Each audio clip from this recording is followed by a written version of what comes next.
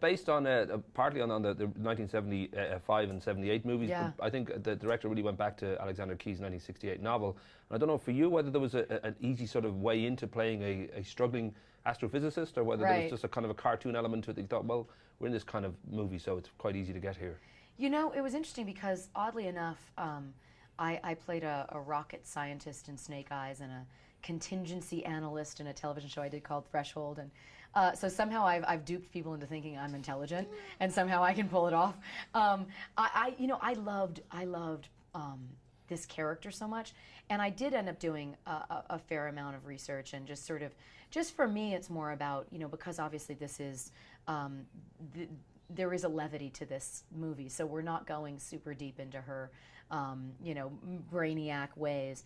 But I did want the perspective of somebody who sees wonder in the universe and who is constantly amazed at what's around her, but has been relegated to come to a place where she's surrounded by these people that don't represent her. I mean, she was probably a professor at a university, and actually, in fact, Andy, our director, and I spoke about this because there was a man at Harvard who basically did these interviewed people who believed that alien life was in existence, and they expected that when he came to sort of give his thesis afterwards, he would say they're all crazy, and instead he said, I believe them.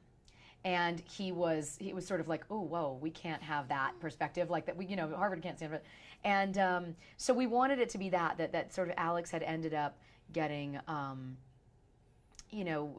sort of pushed down to, all of a sudden now she's doing talks in Vegas, and she's sort of at the bottom of the barrel. And then these people come and she thinks, great, now they're even making fun of me, and then realizes, of course, they're real. Well, of course, part of the movie, this UFO convention that's happening in Las Vegas, where we are, there is that genuine sort of UFO people come in, like experts and nut jobs and all the rest. And I'm wondering what, at the end of all this, whether maybe you went in with this, but I don't know if you would be somebody who thinks, well, that definitely there's intelligent life on other planets. Right. I do. I mean, I don't have, obviously, any proof for that, but I do feel that it seems unrealistic and sort of arrogant that we would be the only, intelligent life form in all of the universe. So for me, it's sort of like, I don't know, I certainly think there's a great possibility of that. Well, maybe I'm thinking through my character, I don't know, but...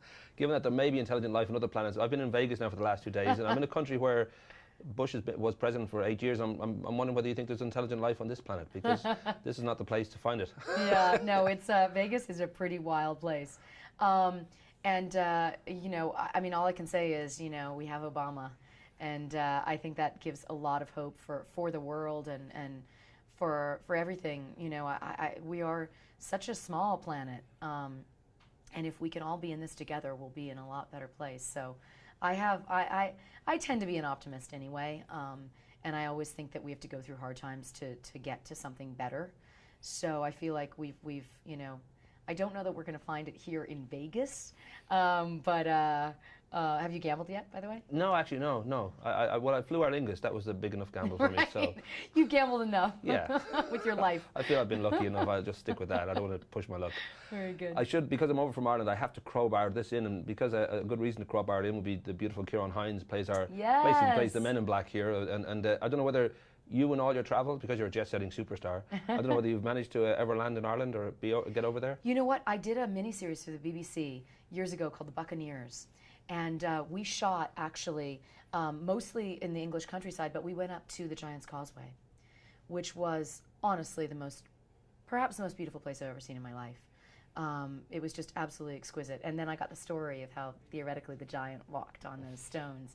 But I've not been to Dublin, and I really, really want to. I actually really, I have a lot of friends who have done theatre at the Gate, which is in Dublin, correct? Yeah. Right. Yeah.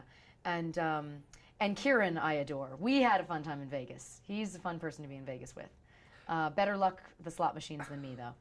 You mentioned theatre, and I was in New York a few weeks ago, and you were running, you were in play there at the time, the O'Neill play, what's the name of the play? Actually, I was doing that in Chicago, but we'll be moving to Broadway this spring. Right, there you go. I read a review in the New York Times, I actually thought you were there. Yes, no, I know that was true. It seems to be a healthy time, because, you've got Watchmen coming out, which is sort of one end of the spectrum, and this is like a very, very much a kids movie, and still you do your kind of independent movies with your, I know Sebastian's got this trilogy planned. Does it feel like a particularly good time, or is it always a slight struggle to just be in this profession? You know, it is. It's such a challenge. You know, it's such a beautiful profession, and I'm so blessed to be able to do what I love. And yet, the business aspect of it is always extremely challenging. But I do feel like this is a really good time, mostly because for me, it's always defined by how much I get to act and things that I care about.